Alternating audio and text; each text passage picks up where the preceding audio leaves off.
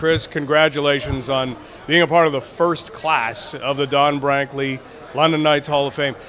When you go back to your career, you started as a 16-year-old. You start on a team with your brother, though. What was it like to be there with your older brother on what was a pretty incredible first year? That was incredible. To even think that I used to watch him and then be on the same ice with him, and as a 16-year-old at the London Gardens, it's fantastic. It was like, I watched him for 2 years, and then all of a sudden now I'm playing with him and being on a junior A team playing for the London Knights. It's something that you never think that's going to happen, and I was very fortunate and lucky enough to have my brother and have a lot of different people in my life at that time.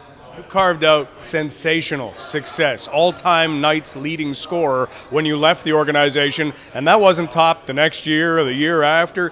When you think about putting the puck in the net or making the plays that you did, what was it that allowed you to do that as a player? Well, the freedom to do what I want, and the people around you.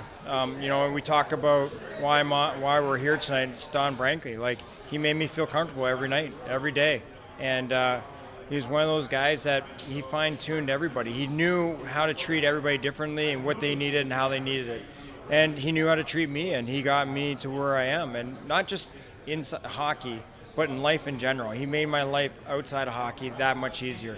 And a lot of people did, with Wayne Maxner, my brother being there, the veterans that we had at that time, Trevor Dam, guys like that you can't replace. And, I owe everything that I have outside of hockey and hockey to the London Knights and where I've become.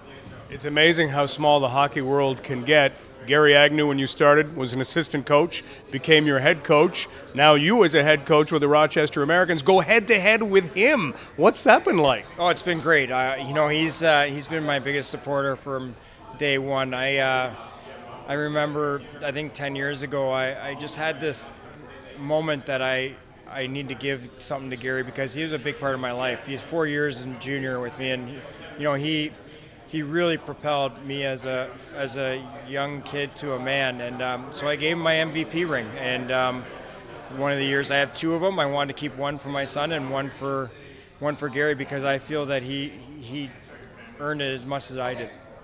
The game of hockey, you still loving getting up in the morning and doing what you have to do to be a part of it? I love it. It's the best thing ever. It's it's gratifying to see the young guys going up to the NHL and getting their dreams, fulfilling their dreams, watching them on Hockey Night in Canada and seeing them.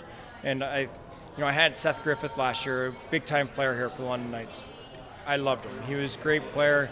He should be in the NHL. We tried to get him there. Now he went to a different organization. I hope he does, and that's what we want.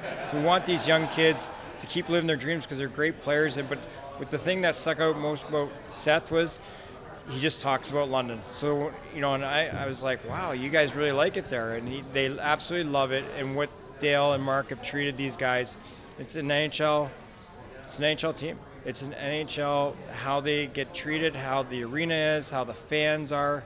They're getting to the next step a lot easier because what London's made these kids.